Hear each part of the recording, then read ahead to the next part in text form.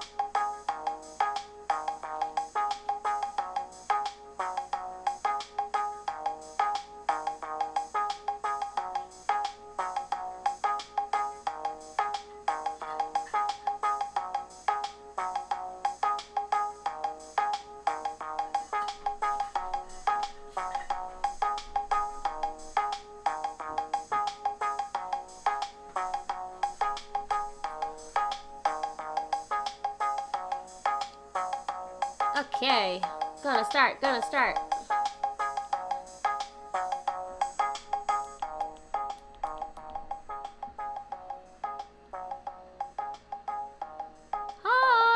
Hi friends. Does it sound okay to you? This is a new view of my kitchen. Oh, I should stop putting my elbows on the dirty cutting board. Yay, thank you for telling me the sound is good. Welcome back to Attack the Pantry. I am Jenn de Vega. This stream is a deep dive into ingredients, cooking techniques, and recipes to help you cook for yourself during the quarantine and, you know, the rest of your adult life. Last time on the show, I answered a bunch of your questions 2 weeks ago because I was busy with a museum event. But some of the things we talked about were like, how do you transcribe recipes from old folks? And I had a pretty elegant solution for that, which is record them. I missed last week because I was a guest on the Museum of Food and Drinks Noche Buena event, which is a Filipino type of holiday. So hi, Shmas, how are you? Jumping from stream to stream, are you, today? And for those of you who are new to this, I was just on the Rude Tales of Magic stream baking cookies. Is this still hot? I might burn myself. No, okay. I was baking cookies. I was trying out my friend, her blog is called Coconut and Lime, and she has these mandarin orange cookies, but they look vastly different from mine because I ran out of confectioner sugar. Oh well. But I'll be snacking on these and I'll explain them a bit more after I get through some of the administrative stuff. So you can watch all the past clips here on my channel if you click on videos. The entire archive is located at youtube.com/JENNDLV, and make sure to subscribe there because there are escape videos and stuff there. So great news, I'm a Twitch affiliate. You can attach your Amazon Prime account to get a free Twitch subscription, and you can use that to support any creator you like on Twitch every month. Hopefully that's me. You know, I understand that you have other favorite creators. great. Yeah, so if you have one, click the purple button on the top right of this video that says gift a sub, and you'll get a little crown next to your name in the chat when you go through the process. Lots of really cool links below the video here. One way to help me out is to share some of the links so other folks can join in on the fun with us. And yeah, what's going on in my life? I haven't been skating much because we had a huge snow. I'll show you pictures of it later. But speaking of snowfall, in the middle of the night, it was kind of beautiful. I went on a neighborhood walk with some of my friends, and I went to a playground, and they don't tell you that playground, that foamy stuff on the ground is super slippery when snow is on top of it. Yeah, I kind of misjudged my own motor skills and my height and honked my nose really hard on a jungle gym, and it still kind of hurts, but hey, I'm alive. And playing in the snow was super fun. Yeah. Hey, Justice. Aw, you're so nice. Oh, you're making stuff in your Instant Pot, right? Yeah, you'll have to report back to us on how that went. What else happened? New Float City episode is on its way. I think Mike will be busy Christmas Day itself, so we hope you understand. Latest I think that it's going to go up is Monday morning, so look out for that. We are embarking on another adventure in space, and I hope you enjoy it. It's been really fun doing this show, and we're talking about going back to Shadowrun, but we don't really have a date for that yet, but stay tuned. This week on Patreon, I have a new recipe for my mom's pancit. So this was the recipe I shared with the Museum of Food and Drink, but I posted it for my patrons only, and usually my recipes are 5 ingredients or less, so I called this one a big snack because it has 5 proteins that you can mix and match if you want to. It's a little more involved than the recipes that I usually post, but it's from my mom, and I thought it would be really nice to share for the holidays. So enjoy that. Let me know if you ever make it or if you have questions while you're making it. I'm going to be posting the replay of the Museum of Food and Drink event on the Patreon, so you'll be able to follow along. There's also a recipe for steamed buttered eggs and persimmon pico de gallo. Check that out if you haven't yet. The next Netflix party, I'm sorry, they renamed that company from Netflix Party to Teleparty. It's going to be Thursday, January 7th at 8 p.m. Eastern. We haven't decided what we're going to watch yet, but I'll put up a poll on Patreon so we can decide together. My only stipulation is no bros. We learned our lesson from watching Ugly Delicious. While the content was really cool, like the commentary was very bro, and it wasn't really fun for all of us. So I'd love your suggestions for shows we can watch together, and I want them to be food related. Or maybe it could be a food movie, so take your suggestions on Patreon. So if any of that stuff isn't possible for you, like Patreon, Etsy, or subs, you can just still Venmo, PayPal me, tip me, whatever. This is my username. Or tell a friend to subscribe to this channel, Instagram, or Twitter. And that's a free and nice thing you can do to help a creator out. Let's move on. Let's see what you cooked this week. Just so you know, I love to feature what other people are cooking on this stream, and so the way that you can send those photos to me is to either DM it to me on Twitter or Instagram, tag me, or email it to me. So I'm randwiches@gmail.com as well. So here is what everybody's been cooking this week. This is so cool. I love doing this and sharing other people's kitchens. Jeff made a banana split with homemade buttered rum ice cream topped with Luxardo cherries. This is bonkers, Jeff. I want a banana split, but I just seriously would not be able to finish it at all. At all. Great job. This is Zephyr's first charcuterie board. Congratulations, Zephyr. Looks delicious. Got cheese, a salami, pecans, apples, and crackers. Really nice. And that's a nice board, too. I think I have one of those lying around somewhere. Yeah, Luxardo cherries are stupid good. Stupid good. I am a fan of the Amarena cherries as well. I'll show you the bottle once I finish this segment. This is Martin's dinner from was it lunch or dinner? You had is it a ham and turkey club? It looks gigantic. And some Tato skins. I want some Tato skins. Oh, this is dinner.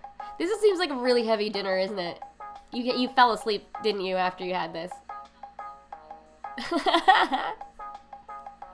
Well, I would love to have some Tato skins. And in fact, I want to make some soon. This is Lucious's roast chicken dinner. Look at the skin on that. Lucious, what kind of herbs did you use on this?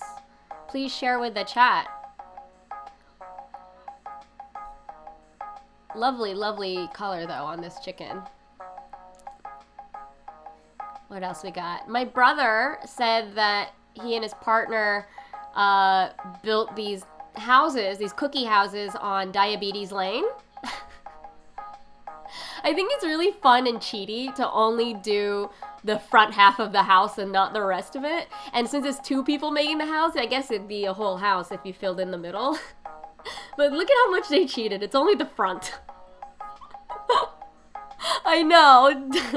Diabetes Lane. It is very LA. Totally. My brother is in Southern California. You're so right.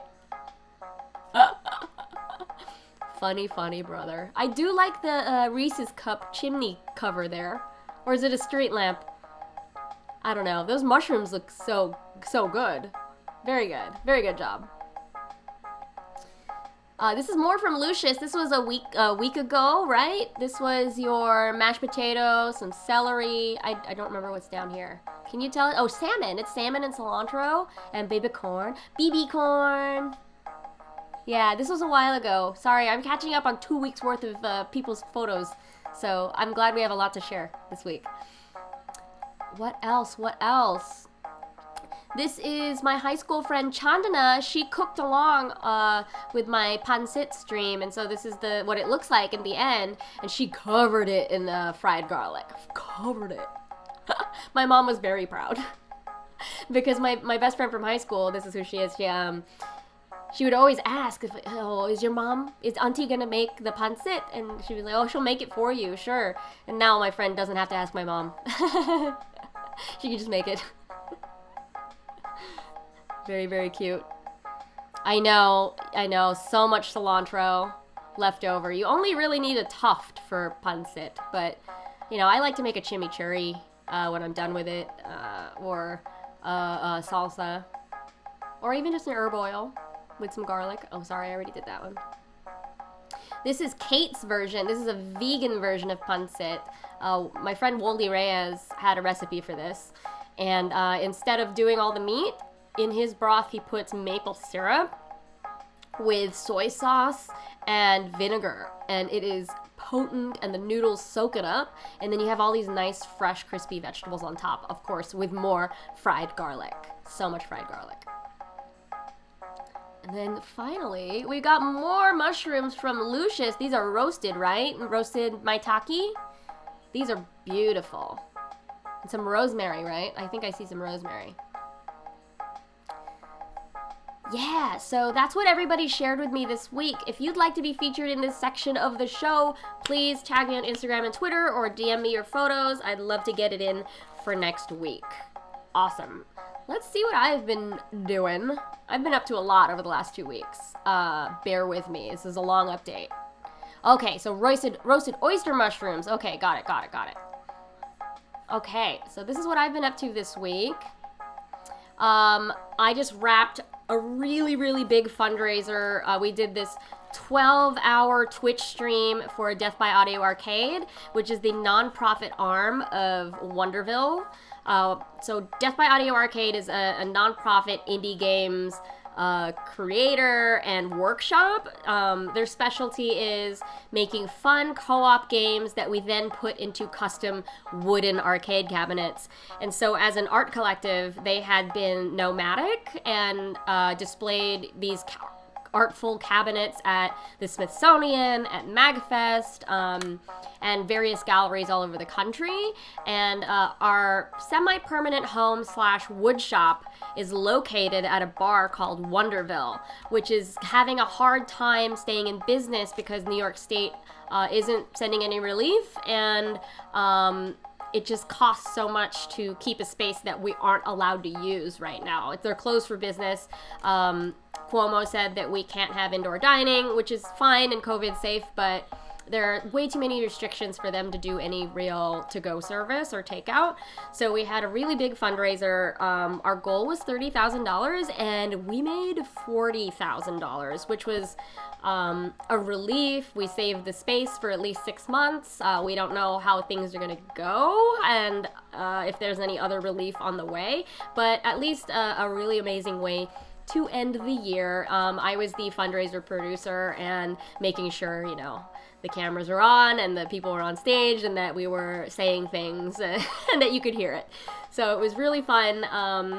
That's like from my old life. Like, I used to be an event producer, and so it was really cool to like step back into those shoes, but very tiring, very, very tiring. But so that's a shot from our friend Annalie, who was our event photographer. So thank you, Annalie, for this very lovely photo of me giving a speech at the end of the night.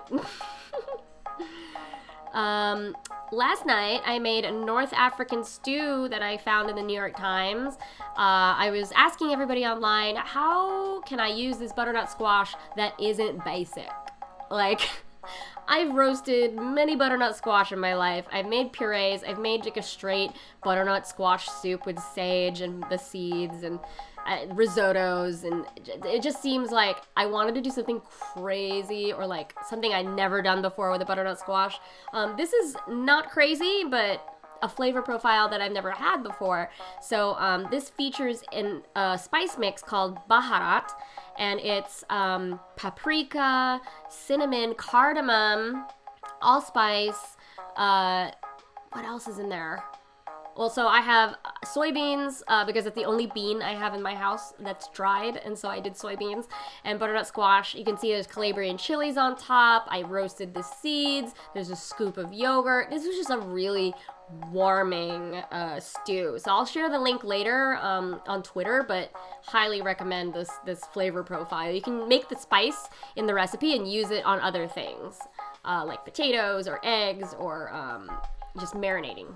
So this was delicious, and I dipped a lot of toasted bread in there. Yeah. Oh, hey! Rage Quit is here! Yes, Stan Luna, I do have a YouTube channel. It's youtube.com/JENNDLV. Yes. There it is. Thanks, Martin, for sharing that. Rage Quit's here! Rage Quit was part of our production. Yes, I did also make sure that everybody was fed. It's a huge priority for me whenever I'm on any production, is making sure that everybody has breakfast, lunch, and dinner. Oh man. Okay, Justice, I will answer your question after I get through this part, but yes, that's a great question. Alright, let's see. I don't know if you can see this, but this is my chili pepper plant that I've been growing from seed. I'm not a gardener. I'm not very good at this, but I've had this plant since the beginning of the summer, and I'm just so happy that there's a flower. That's my first flower. That means I might actually get fruit from this. Like, I can't believe that this entire plant was stuck inside this tiny, tiny seed. We'll see how this goes. I hope I do grow an actual chili pepper. My friend Allie was so nice and like donated a bunch of snacks for the Wonderville Death by Audio Arcade fundraiser. Thank you, Allie. This is her unloading the car. I was so tired when I got done with the fundraiser that the next day, like, I ordered this was a foot-long chicken parm. Like, wet with tomato sauce, still a little crispy chicken, mozzarella, and basil on this really big hero, like this long sub roll. Oh my gosh, it made my day. I also got waffle fries.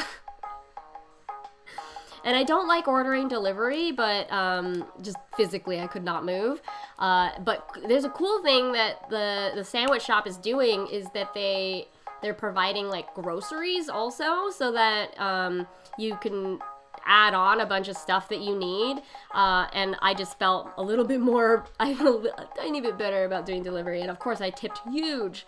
But this is my chicken parm from the Graham Avenue sandwich place. I think it's Anthony and Sons is what it's called. What else?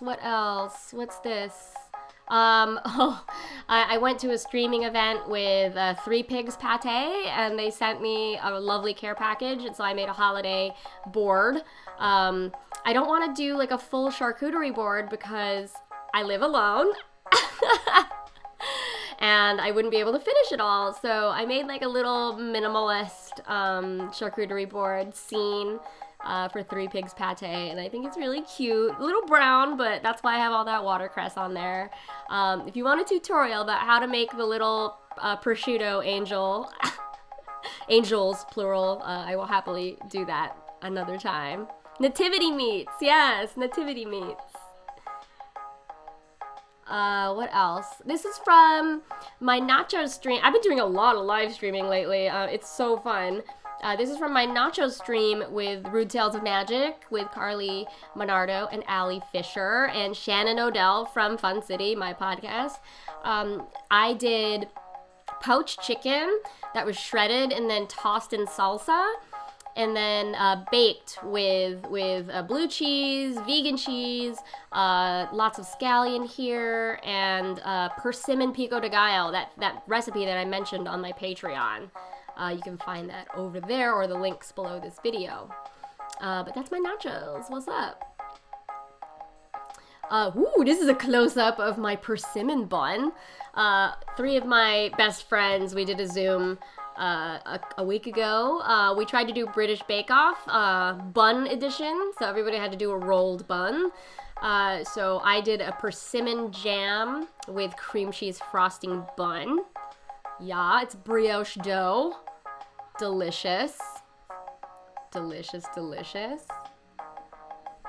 Yeah, so this is the big snow that I was telling you about. We got like, I don't know, maybe 7 to 8 inches of snow, and while it was still kind of coming down, I went out with my neighbor friends at like 11 p.m. and we were walking around. Everything in Brooklyn was just bright because snow just reflects. It just looked like daylight. Like, look how bright it is here. And you know, this is my summation of 2020. Me. Shortly after I honked my nose on the jungle gym. But yeah, here's the nacho stream with me, Carly, Shannon, and Allie. We're so proud of our nachos. We should do another stream. I don't know, what kind of food should we stream together? I don't know, nachos are always good. I can always default to nachos.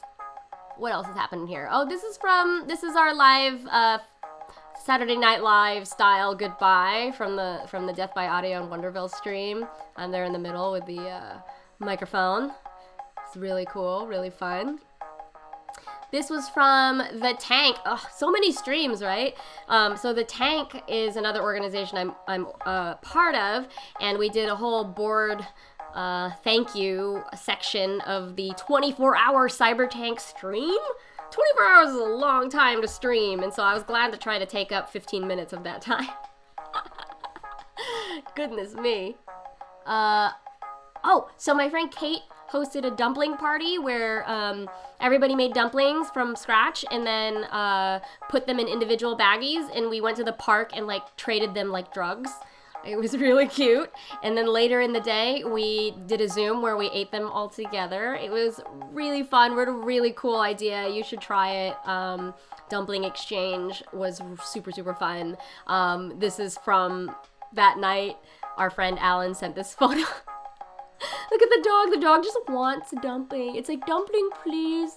Dumpling, please. Isn't that cute? Oh, dog wants a dumpling, man. That's all the dog wants. And this was a breakfast that I had the other day. It's lechon kawali, which is pork belly that is dried with salt for like a week. and then you boil it so that you render tons of fat from it, and then you let it dry again in the fridge for like another day, and that results in this crispy, crackly crust that you see on the skin. And then you deep fry it. And so I'm eating it here with just some rice, some brown rice, pickled garlic, and some pickled lamb's quarter, which was from my friends at, what's it called? Hemlock Falls campsite. It was a place where I was shooting a horror movie over the summer, and the owners of the campsite are Korean, and Amma gave me a bunch of of pickles to try and take home. It was very cute and very nice. I love trading pickles with older ladies. All right, so that is all the stuff I've been up to over the last 2 weeks. Don't forget that I'd love to feature your cooking photos on the stream at the beginning, so don't forget to tag me on Instagram and Twitter, or DM me your cooking photos. Or if you see something at the store and you're curious about it, like, take a picture and show me. I will happily talk about it and riff on it. Like, how do you use this, Jen? And I'll be like, yeah. Rewind. What do you mean shooting a horror movie? Yeah, so that's a new pandemic skill that I've had to sort of develop. So I'm mostly, when there's not a pandemic, I'm a caterer. So because I can't do 100 to 200 person type events anymore, I was like, okay, well, what are smaller groups that are a little bit safer, a little bit more regulated, and need food still? And the answer was craft services for film and for TV shows and things like that. So I'm lucky enough to know some people who do those things. And my friend Bree is a producer, and her partner Chris, they are a director, indie film director, and they have this new movie called Gussie. It's going to be a horror short that they wanted to shoot in the woods, and they were like, we know this sounds a little crazy, but are you willing to camp and cater 3 overnights? So if you're not in the film industry, overnights are when the schedule's flipped. So like, we have breakfast at 5 p.m., lunch at midnight, and dinner at 5 in the morning. And I was like, I've never done this before. I'm willing to try. And so we did it, and it was super, super fun. I mean, it was a lot of hard work, but I loved it, and I hope I get to do more craft services for movies. I know. Can you tell that I just love labors of love? You've worked with me, you know this. I'm gonna put an egg on me. I have some pixel egg art. We did a fried one before, so I have an omelet, a hard-boiled egg, and a poached egg. Which egg should I put on me today? First one in the chat. Tell me, poached, omelet, or hard-boiled? Hard-boiled! Thank you, Justice. Let's do it. Hard-boiled egg. That's my hard-boiled egg. Hello. I'm trying to work with my friend Rachel, who is Drip, who you might have seen in the chat in a previous stream. She does pixel art every Tuesday night at 9 p.m. And she made my eggs, and hopefully we'll get some emotes in here next year and other things. But yeah, don't you love a deviled egg? When was the last time y'all had a deviled egg? What's the latest thing that I've done with a deviled egg? I don't know. I don't remember what the weirdest thing I've done with a deviled egg. I think I've mostly just played with different pickle juices when mixing the egg yolk and then piping it. I need to get better at piping stuff. I'm just not good at the precision. Does anyone have any quick cooking questions for me that I can answer for you? Hey Stan, how often do I stream? This is your first time catching me. Well, welcome. We're all food lovers here. I've been trying to stream every Wednesday, but sometimes I have other events that kind of preempt it. So last week I had to do an event with a museum, and so I was like, well, that's pretty important. I try on Wednesdays at 5, but I update my Twitter pretty often. This is my username, it's Randwiches. So if you follow me on Twitter, you'll get like the schedule changes, but typically it'll be on Wednesdays. If I have extra time, I try to stream games on Sundays, but that hasn't happened very often. I think this weekend I'm definitely gonna play. I'm gonna try to finish Night in the Woods, and maybe I'm gonna try to figure out how to stream Breath of the Wild, because I have a Switch Lite, which doesn't have an easy integration for Twitch. So I might have to set up a multi-camera situation so you can see me and the screen, or you could just watch me react and sing along to the cooking melody in Breath of the Wild. It's so cute, so cute. Let me rewind here to Justice's question from earlier. When I want a wild recipe I haven't had before, what is my order of operations to find it? A lot of the time I'm going to ask Twitter. I'm going to ask questions on Twitter, or I might do one of those Instagram sticker things where you can like reply. But usually what I do, and this is just full disclosure because I'm a food writer and I work closely with some of these places, I go to Yumly.com. It's one of my employers, but they actually have this database of user and blog submitted recipes across international cuisine, and so you can put in like bell peppers. So I don't know why I said bell peppers, because I hate bell peppers, but you can just type in an ingredient and then it will spit out like all of these recipes, and it's not very refined because it'll give you a lot of the run-of-the-mill recipes, but if you just scroll enough, you'll start to see variation, and that's really exciting to me to watch, how a recipe goes from basic to like, oh, we changed this one component of it and now it looks like this, and I'm like, oh, cool. But I check a lot of the other food websites. So Yumly is probably my first one. Serious Eats is another. Food 52. But I get overwhelmed by scrolling, and that's why I end up asking people. And on Facebook too. I don't like to be on Facebook very often, but a majority of my family is, and so if I have something that's very specifically Filipino, then I will ask on Facebook, because my relatives will chime in and like have many opinions about how to do it right. So it's really fun. I also have lots of books, of course. I know Auntie Power. That's right, Auntie Power. I have the Flavor Bible. I have just lots of recipes that span different countries and cultures, and sometimes I'll crack open one and be like, okay, which one am I gonna try? And I'm in this horrible like rut where there are too many recipes that I want to make. Like I don't know if you've seen any of my cookbooks, but they have lots of Post-its in them and little markers, and I don't know if in my lifetime I'm going to cook all of it, but I'm going to try. But yeah, that's kind of how I approach ideating or trying to remix recipes. Those are kind of the sources that I go to. But as you see, later in the show when we do our little Chopped exercise, like we pretend we're on the show Chopped, you'll notice that's kind of my thought process, is starting with the ingredients and what's possible with every single one, and then how can I adjust it a little bit to make it completely different. So that's super fun. I'm gonna have a little bit of a cookie. These are cooled off and they're crunchy. We need some milk. These are Calamansi sugar cookies.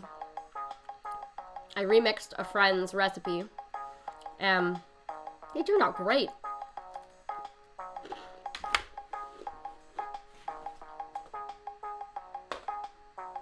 How many of you in the chat have ever had a Calamansi?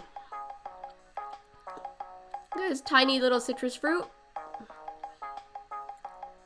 It tastes like a hybrid of tangerine, lime, and lemon. So like Sprite, if you upped the orange note on Sprite. Oh, it's so good. Calamansi, it's really hard to get it fresh unless you live in California and Florida. So my batch has been shipped to me from California. I cheated. But in New York, the only other ways that we can get it is in juice form or frozen or concentrate, which is not ideal because you can taste the chemicals.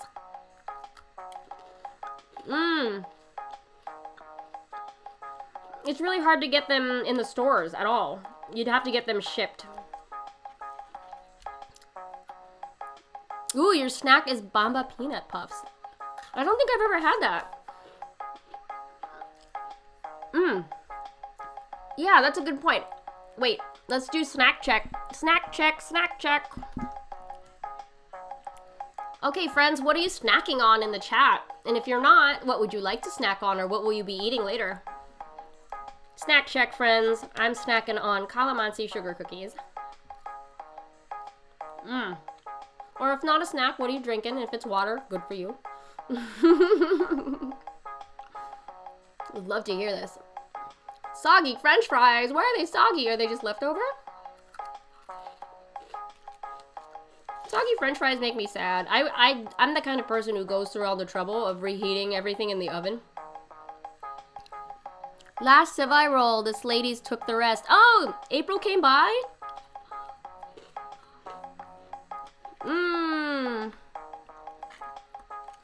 Gingerbread cookies. Oh my gosh. Jealous. I think gingerbread is very unmanageable, so I don't really embark on gingerbread stuff.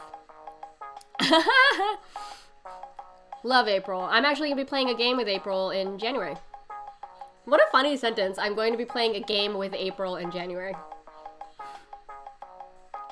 Oh, they're like cheese puffs with peanut butter instead of cheese. I've had a peanut puff, but not that brand. Fascinating.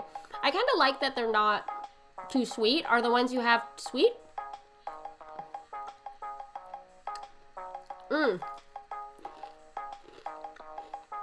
Wait, there's a Hanukkah section at Target? I had no idea. I mean, that's great. It's amazing. You know, I don't have any, close Jewish friends right now. I really miss the food. Because I sat next to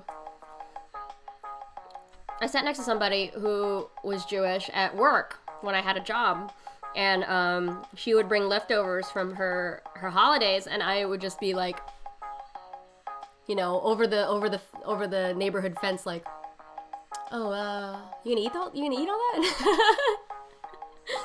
You know, like latkes and what's it, kugel and challah and whoa. Wow. I want to be an honorary Jewish person. Just for the latkes. Alright. Okay. Panya makes a really good Japanese style challah. Didn't know that. I haven't been to Panya in so long. Is Panya by your house in Manhattan? Okay, I'm gonna stop chewing for you.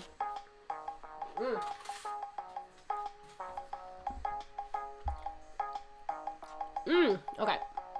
So, let's get to an actual cooking question. Oh, it's on 9th Street. Awesome. I'll have to go next time I'm in Manhattan. So I had 2 questions from Justice, actually, which is exciting because I think we are introducing a new kind of segment that we can have on this show. We'll get to that in a minute. But their first question was this. It was, I make pretty good hash browns, but how would you make hash browns from the fast food joint? Now, for those of you who want a little bit more context, let's see. These are hash browns from a diner, right? They're like a little bit more separated. I think they're a little soggy most of the time unless I request that it's more well done or fried. Like if I go to a Waffle House, I'll be like, can I have my hash browns well done? And they'll be a little bit more crisp. But so hash browns from like a sit down place are usually a little bit more loose, like this. But what we're going for, or what Justice is asking for, is how do we make the McDonald's style patty that is solid and in that shape? It's like crispy on the outside, but still soft on the inside. This is a technical marvel. I mean, yeah, sin cakes. Sin cakes. While McDonald's is a huge corporation and, you know, not something that I would prioritize in my life, I did grow up eating lots of McDonald's.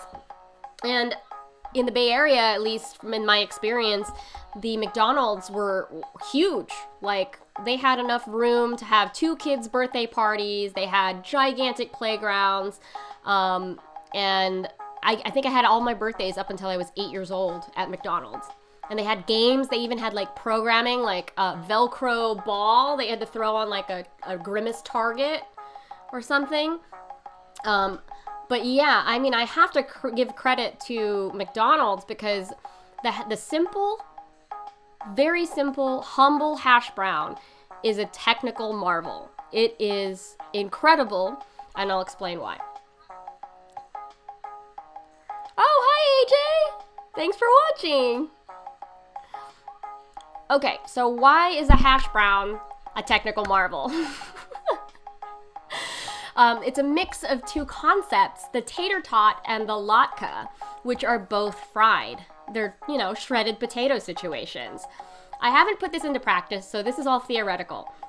But we want them to get super crispy and to stick together, which in process are kind of opposite solutions. So when you're making latkes, right, you need to put them in a cheesecloth and wring them out as much as possible, get all that moisture out to get them really crisp. But in that case, they're not very sticky because you squeezed out all of that excess potato starch, which is a binder. Like starch, if you know, like cornstarch is a thickener. Potato starch is also a thickener.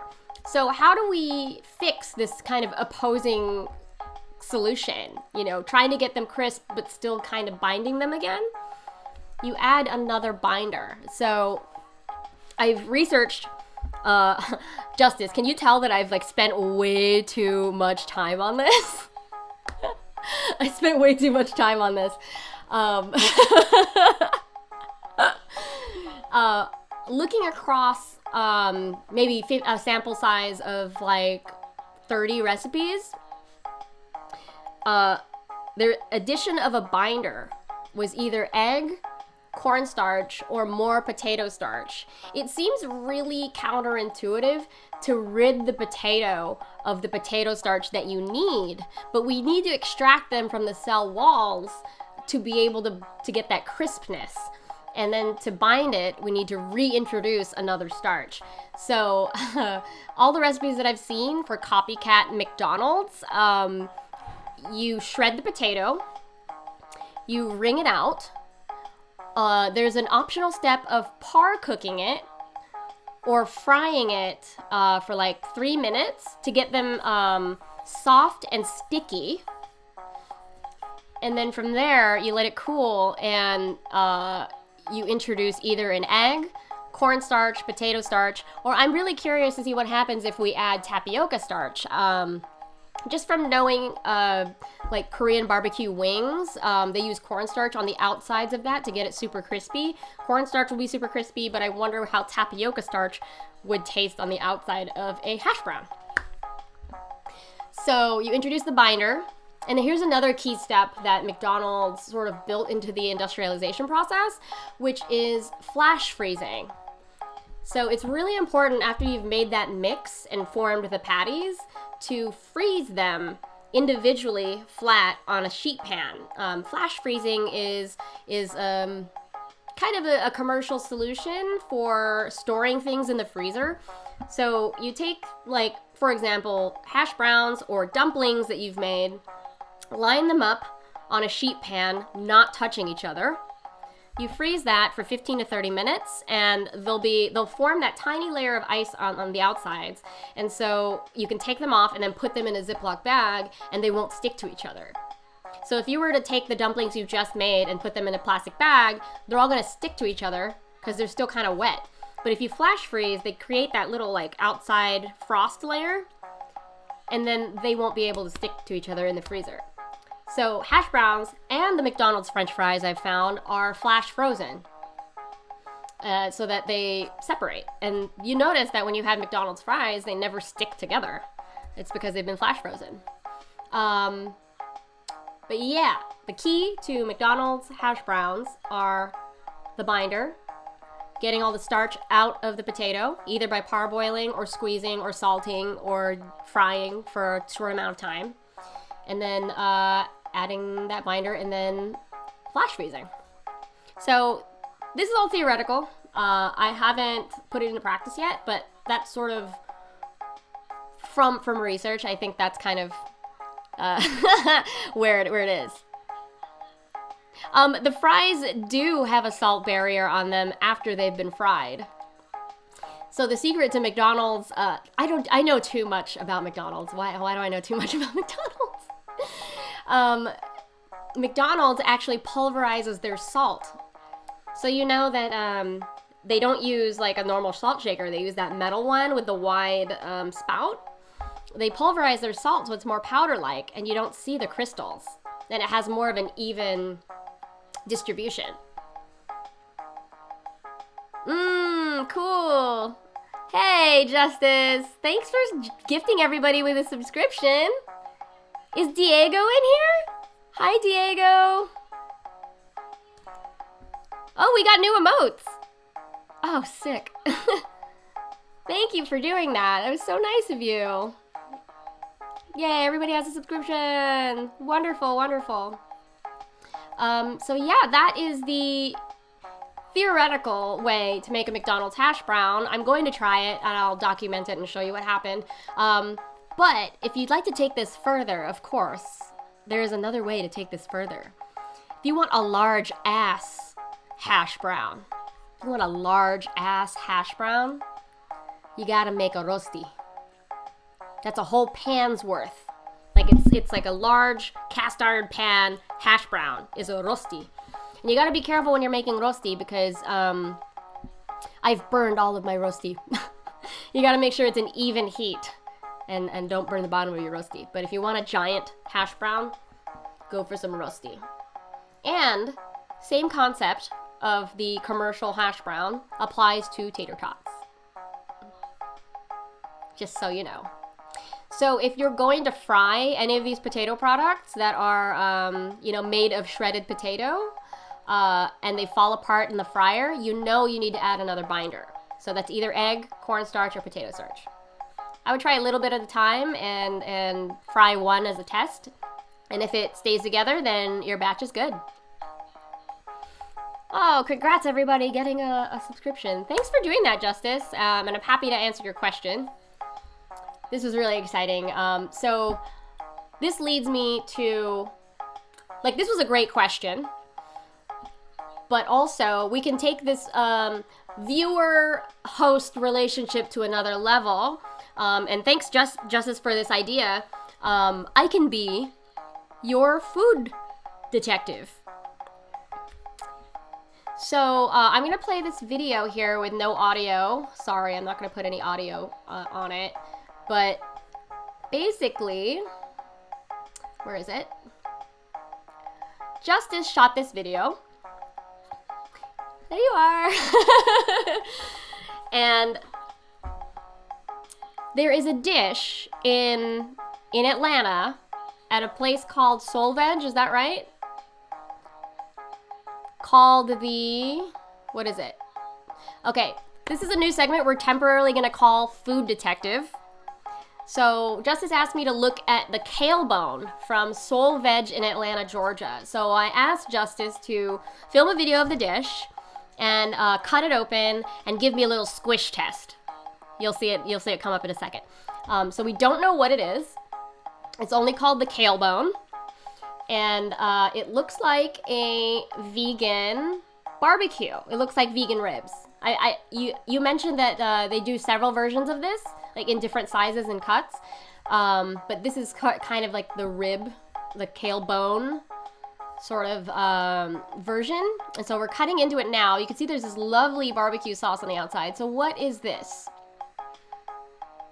Thanks for squishing it. I really love that you squished it. I like that you listened to me. I'm like, squish. Before I get into it, does anyone have any theories about what this is? And if you do know what it is, you know, the method, I have some theories, and we can't confirm it with the restaurant because it's kind of like proprietary information, but I think I have a lead here. Okay, so here's some more context. They do a ground burger and also a roast. Okay, Lucious is guessing seitan or fried tofu. These are good answers. Does anyone else have any guesses about what this is? This is a vegan meat alternative.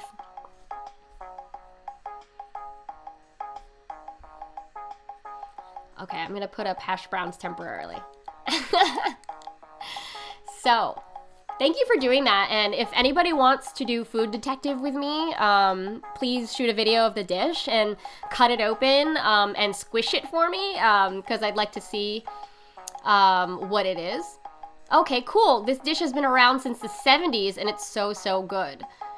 What was that barbecue sauce like? I'm just really curious about the barbecue sauce. It looked very rich and very red. It looked like a Kansas City style barbecue sauce, minus the fish sauce because it's a vegan place.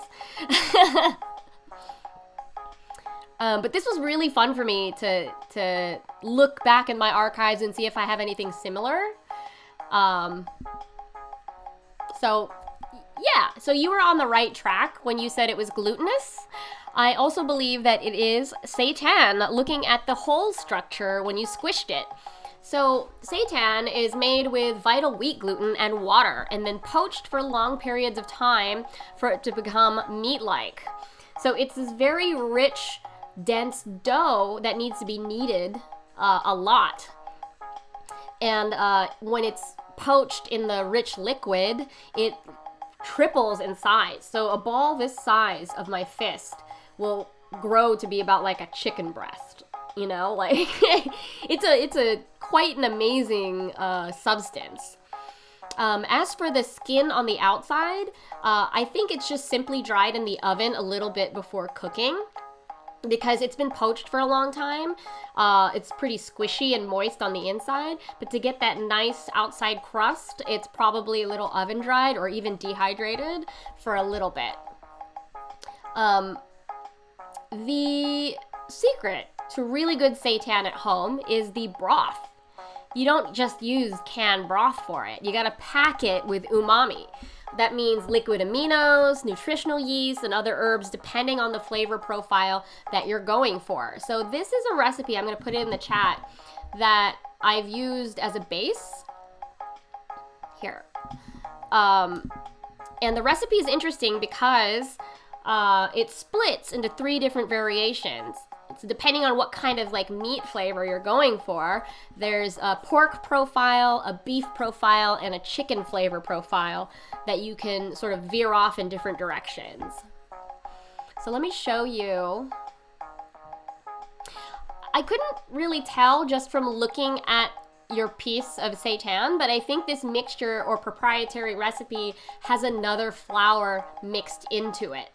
Because if you buy store-bought seitan, it has a very dense block-like structure, or that it's kind of squished or has this like accordion-like texture. That is just straight vital wheat gluten. So this one that you had a little bit more air structure, and it seemed more toothsome. Like it wasn't just like a cake of gluten. I think that it had probably chickpea flour mixed into it. So let me show you my version of it when I made it, I think last year, or is it 2 years ago already? My gosh, I don't know. Time is a flat circle and I don't remember. But here is my chicken seitan. after I take these hash browns down. So this looks like a chicken breast, right? So I was catering when we were able to do events. I was catering at Kickstarter once a quarter, like Kickstarter, the company. They're actually based in my neighborhood here in Greenpoint in Brooklyn. So I was coming in, and the week before I got an email like, "Oh, Jen, I'm so sorry. Can we change the menu really quick?" And I was like, "Huh, what do you mean? Like, we're doing Climate Week. Can you make the entire menu vegan?" And I was like, "Yes, I can do that." And so I was doing a chicken pancit, like chicken noodle dish, and instead of buying chicken, I decided to make my own seitan. So I did these very large chicken breast-like lobes for the lunch, and it was convincing, I think. Yeah, Stan Luna was just asking, does it pass as a replacement for chicken? It's pretty convincing if you don't think about it too much. Yeah, you usually have the seitan from cans in Taiwan. This looks very different. Yeah, when you make it at home, it's much larger, and when you cut a different flour into it, it has a different structure. And so I'll show you what it looks like when it was cooked. So I made the chicken flavor broth vegan version from that website I just showed you. And this is what it looked like when it came out. That looks pretty chickeny, I think. But I would say this was probably a little too spongy to pass for chicken texturally. So I'm wondering what the proportion is on the kale bone, because it seemed a little denser. But I think that it definitely is seitan. And easy, you know, in rib form, because you can make a sheet pan's worth and then portion it out into riblets and rib bones. It's really exciting. Yeah, your vegan friends know seitan very well, and they're equally confused by it, but yeah. I think there's a special add-in. There's a fortifying structure in there. I think the recipe that I shared in the chat is too airy, so I would probably up the amount of vital wheat gluten. And let me warn all of you, if you're going to start making seitan at home, it is incredibly messy to clean. It's really hard to scrub off of every texture. I thought that my stand mixer was like non-stick. It stuck. It was very hard to scrub. So you need a metal sponge for that. But just be warned that if you're gonna venture into the land of Seitan, venture into the land of Satan, of Seitan, it's quite hard to clean. So just be warned about that. But totally worth it, and actually much more cost effective to buy the vital wheat gluten yourself. Seitan sticks. You're right. Seitan stick. Hail Seitan. Thank you.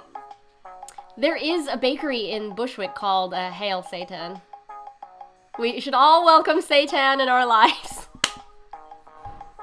I have the best chat on Twitch. I swear. I have the best chat. Let me show you the brand that I have of vital wheat gluten.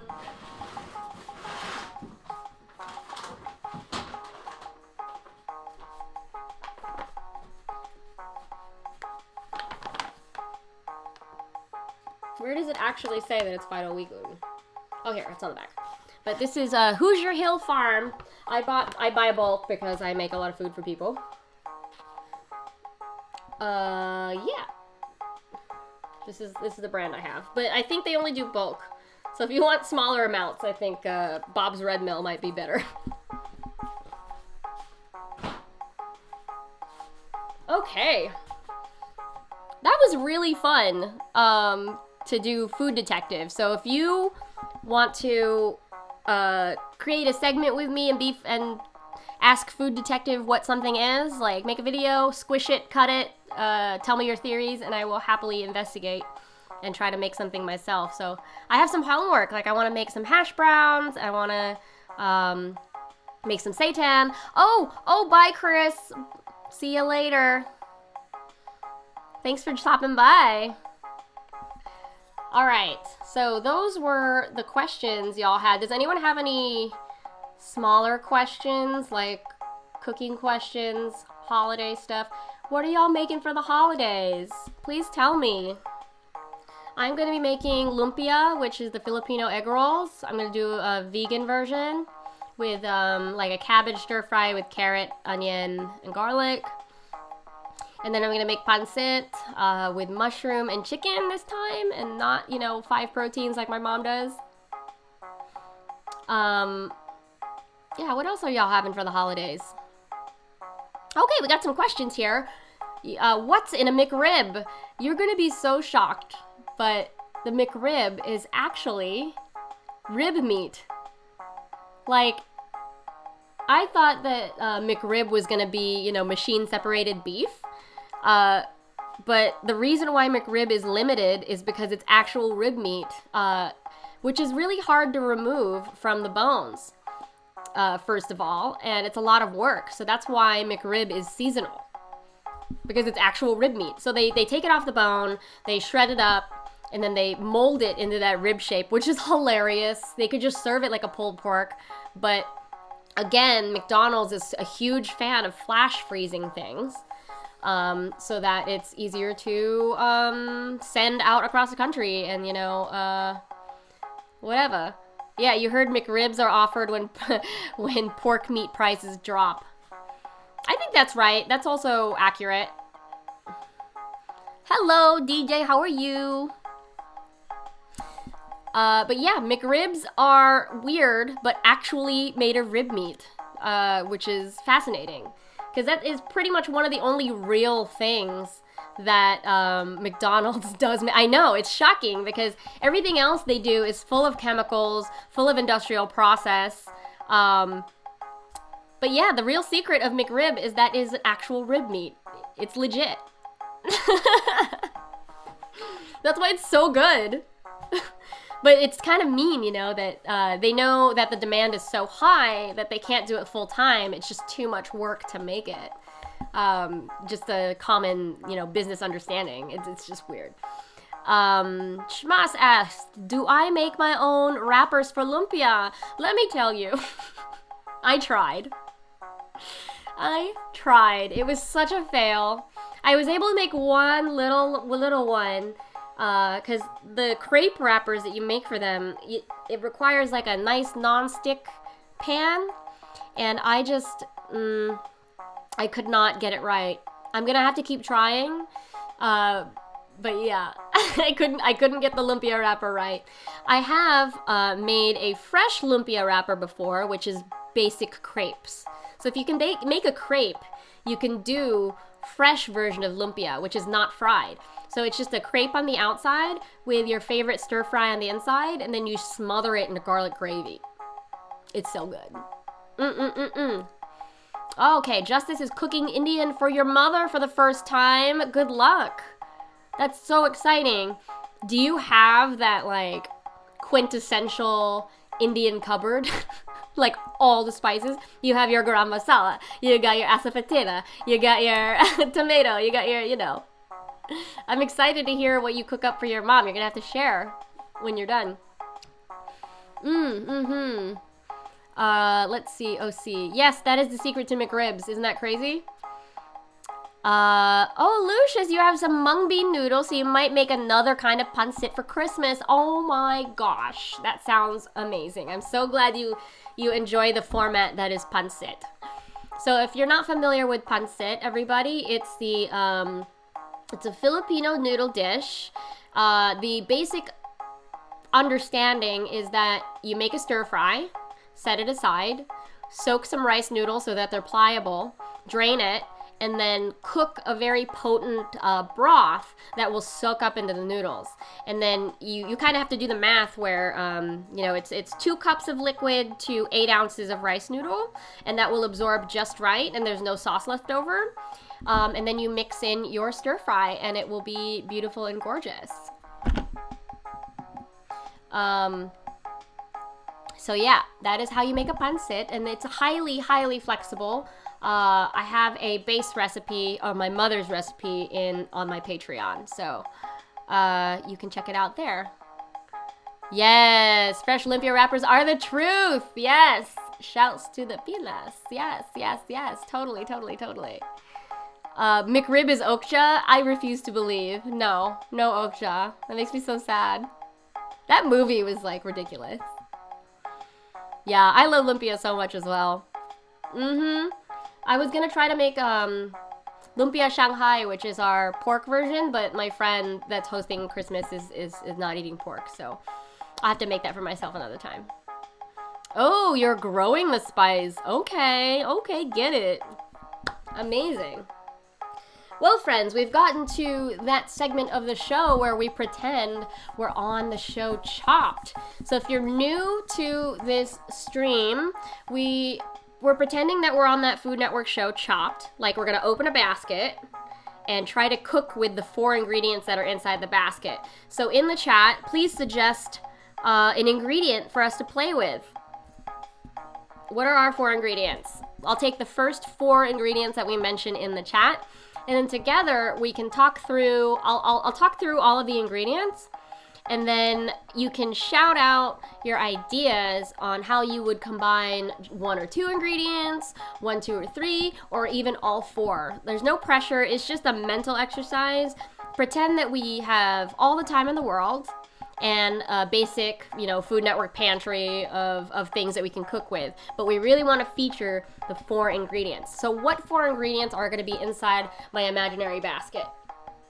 One day I'm going to have an actual basket and y'all will be like, oh my god, how'd she do that? Apples, number 1. Okay, we got apples in the basket. 3 more ingredients, friends. I love this exercise because it stretches my imagination, and then hopefully one day will inspire all of us, to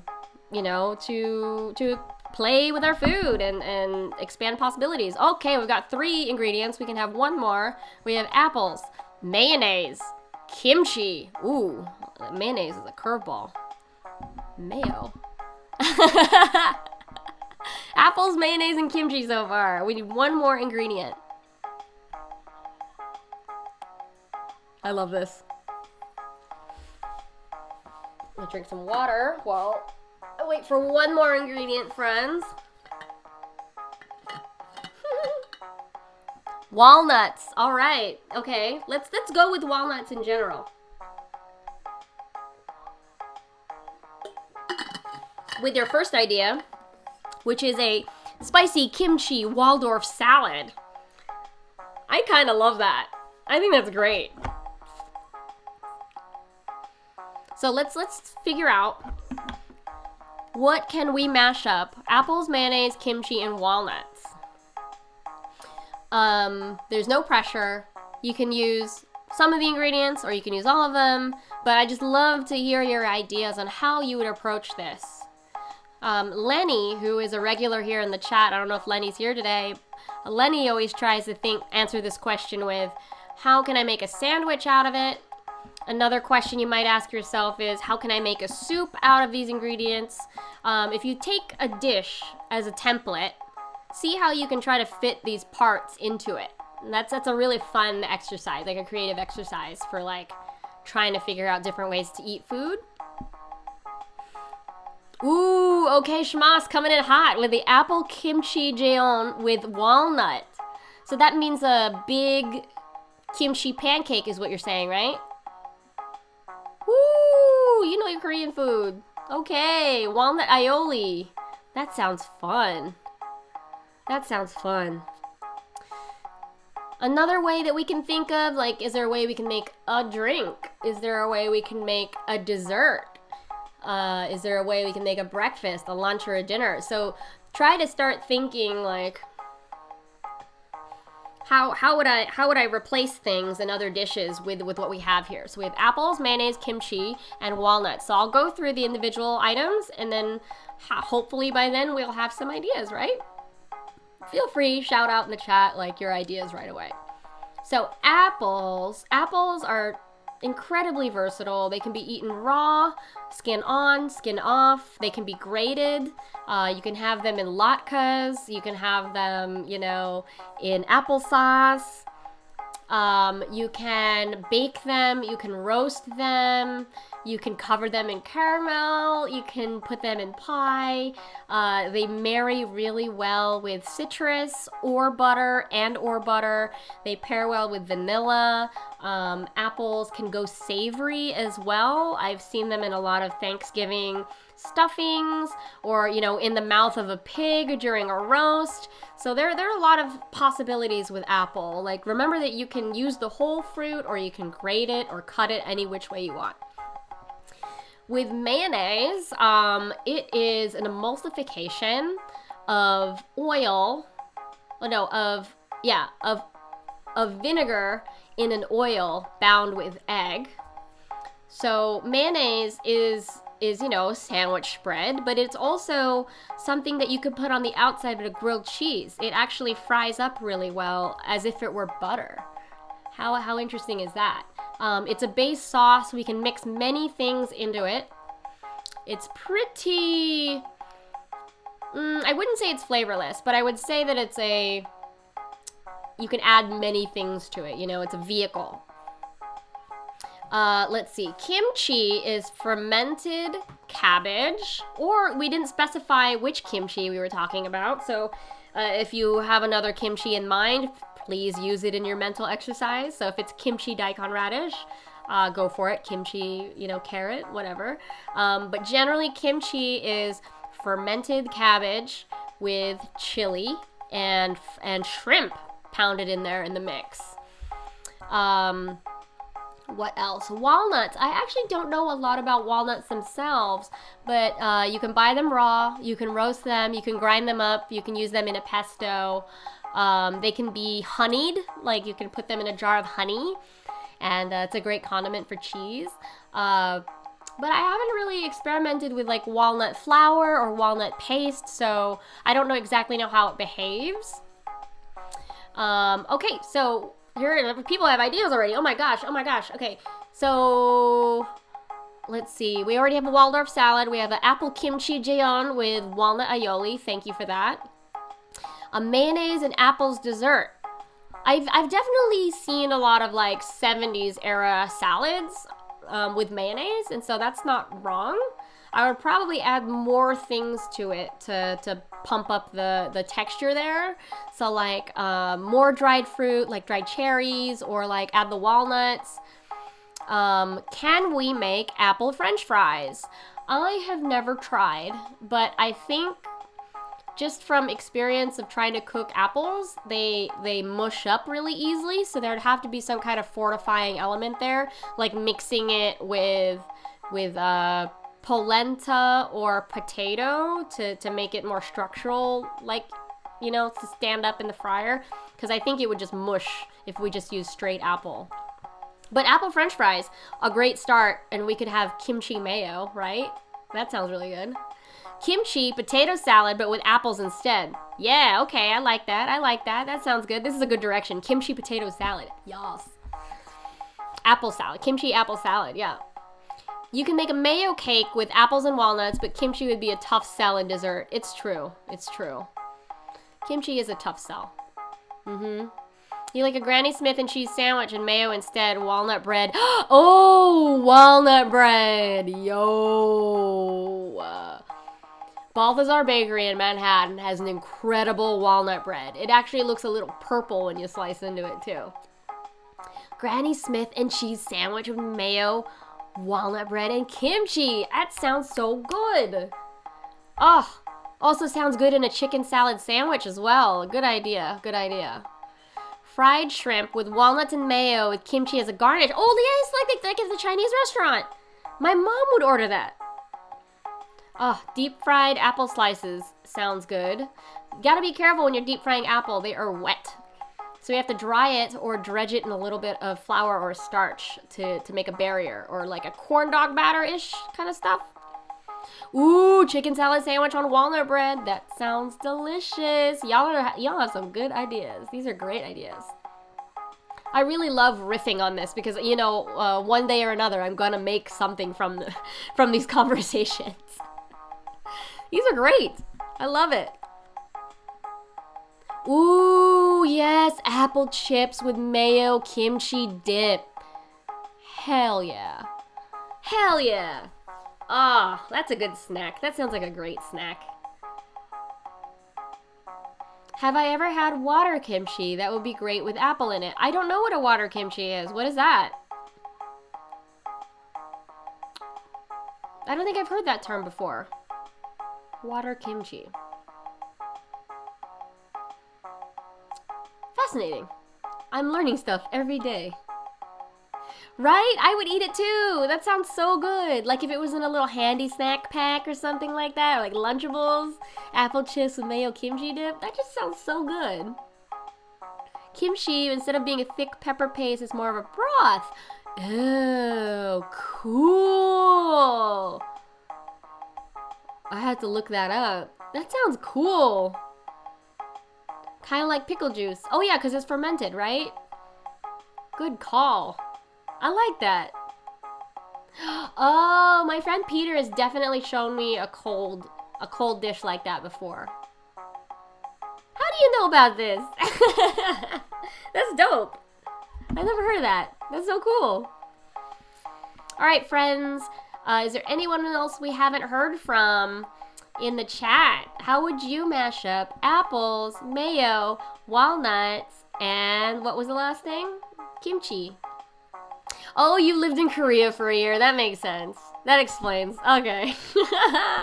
Understandably, you've had a lot of kimchi.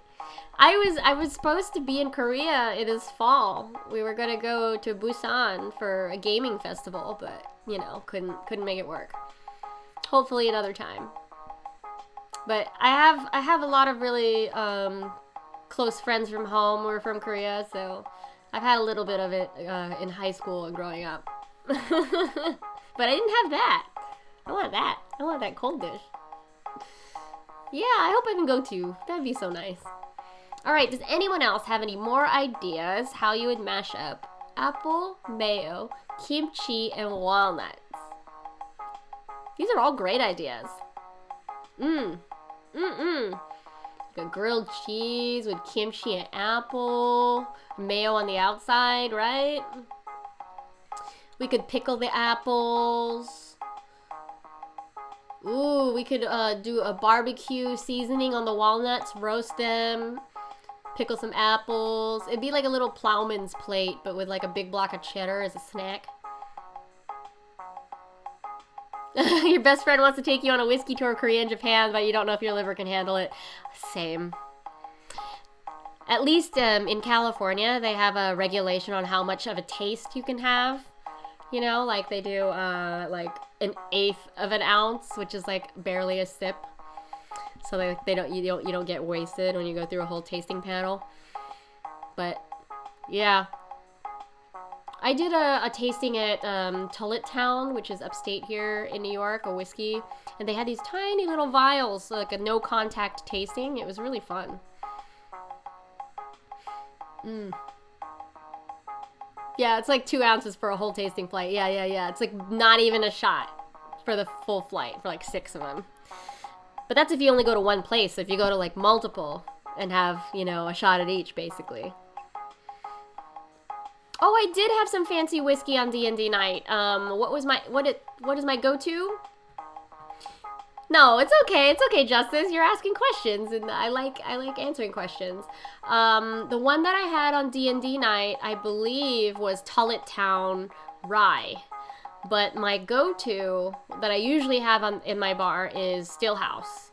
So Stillhouse is based in Red Hook, which is a neighborhood south in Brooklyn, and they have the most delicious whiskeys and bourbon. I think I drank it all, so I can't show you the bottle, but Stillhouse is my favorite. And I finished the Town already, which is Hudson Whiskey, technically. Their brand is called Hudson Whiskey, but I'm generally a whiskey person. I'm trying to finish a bottle of gin that I got as a gift for catering someone's wedding. So I'm slowly going through that. I don't think I'm a straight gin person. Like, I have to have it ice cold or mixed with Pellegrino or something like that. Stillhouse, the first one, yeah. Here, I'll find they have a weird Instagram handle. Whiskey. Because I think there's more than one Stillhouse. Yeah, there's more than one. So you're looking for, Van Brunt Stillhouse. Sorry. Van Brunt Stillhouse. I don't know if they do mail order right now, but they're really good. Oh yeah, I guess they have an online store. There you go. Here, I'm putting the link in the chat here. Van Brunt Stillhouse. It's my favorite. Which one did you like, Martin? You like the American blend that they have? I think I like... I'm gonna look.